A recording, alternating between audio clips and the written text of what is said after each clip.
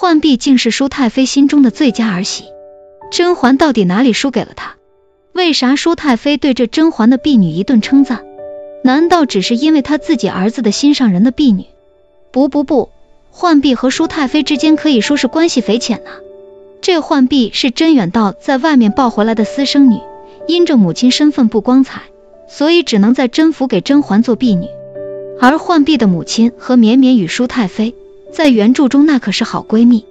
何绵绵本名叫碧珠儿，后面自己改了名，取得绵绵思远道之意，以此来表达自己对甄远道的情深意重，矢志不渝。而甄远道对她也是十分宠爱，哪怕知道自己同这个官奴厮混有灭顶之灾，还是同他有了一个女儿。而何绵绵与舒太妃能成为好友，就得益于二人同为百宜人，还是就相识。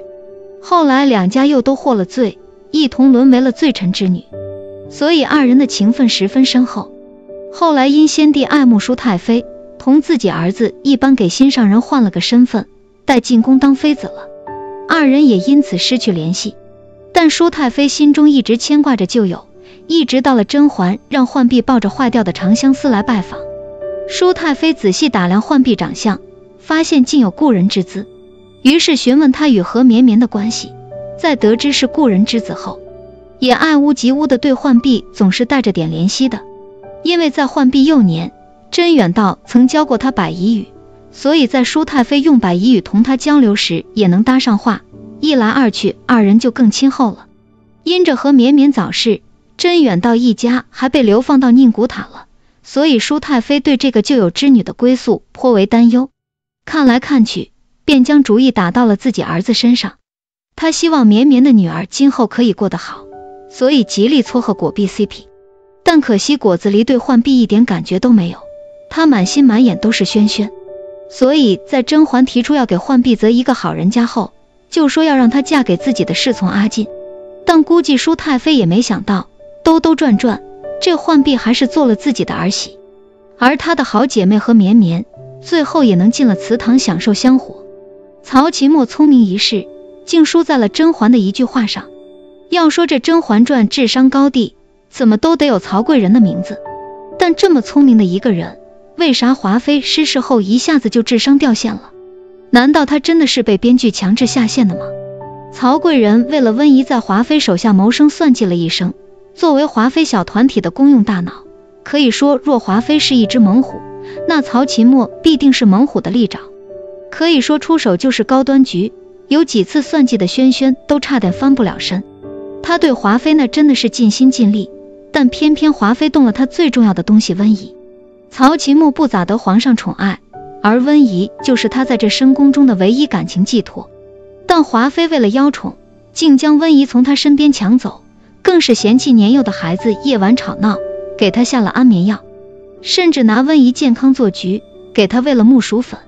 这一桩桩一件件都让曹贵人恨毒了华妃，所以才会欣然接受轩轩的合作邀请。但二人短暂的联盟，在共同敌人华妃倒台后也岌岌可危。轩轩知道曹琴墨是个极其危险的角色，所以故意暗示他去进言除掉华妃。轩轩提醒他，你的升职不就是因为帮皇上扳倒华妃吗？这晋封不一定要得宠，帮皇上做事也可以。更何况母亲的地位与女儿今后的命运也息息相关，就像朝归公主一样，因着生母卑微，被送去和亲嫁给老头。难道你也希望温宜今后落得个如此下场吗？那曹琴墨肯定不答应，所以就准备着拿华妃的命做自己晋升妃位的垫脚石。并且曹琴墨明白，自己背叛年世兰时就成了他的眼中钉，若是华妃复宠，自己与温宜就是第一个遭殃的人，所以无论如何年世兰都不能活着。但曹琴墨也没料到胖菊居然对华妃感情如此深厚，哪怕到了如此田地也没想过杀了他。这也是这个聪明人难得的糊涂，但一时的糊涂就要了他的命，温宜也成了别人的女儿。曹琴墨不仅败在轩轩的一句话上，更是败在所有人都知道他很聪明上，所以人人忌惮，最后只能落得个机关算尽太聪明，反误了卿卿性命。太后为啥对眉庄之死无动于衷？难道她对眉庄的喜欢都是假的？梅姐姐自从贾韵之事被胖菊伤透了心后，就另头山门去了太后身边伺候。要不是后面为了给孩子捡个户口，那真的是懒得理皇上。而太后对眉庄也是十分上心，不仅给他升职，还撮合他与皇上。但为啥眉庄死后，太后一点动作都没有？这就要说到眉庄难产时，天色已晚。这太后年纪大了，身体也是一直不好，毕竟床戏女王不是白叫的。这大晚上的去告诉她，平时天天来陪你的惠嫔难产了，这不得给她吓出个好歹。而且静和出生后，四大爷都放心的回去睡觉了，谁也没料到还有后面的血崩啊。等胖菊他们知道的时候，只怕是梅姐姐都和温实初都宿完中肠凉透了。所以眉庄难产，太后不可能出现。再者就是因为太后是皇上之母，但眉庄只是他儿子的妾，所以即便是再喜欢，也不会自降身份去眉庄葬礼。而且太后那是上届宫斗冠军，一直都不是个简单的人物，利益于她而言一直是第一选择。就比如为了儿子的皇位，她可以亲自杀掉情郎隆科多，又在那之后给眉庄提位分。这可不仅仅是因为她对眉庄孝心的认可，更是为了实打实的利益。此时的太后与皇上之间早有嫌隙，她需要一个人来替她同四大爷缓和关系，做个中间人。而对她孝顺又有胖菊愧疚的眉庄就很适合，并且这沈自伤官位不低，但又不会如同年羹尧、隆科多一般功高盖主。沈眉庄又是个安分守己的，哪怕是来日登上了高位，对后位也无威胁。所以太后才会如此提点眉庄，想让她成为自己手中最好用的一枚棋。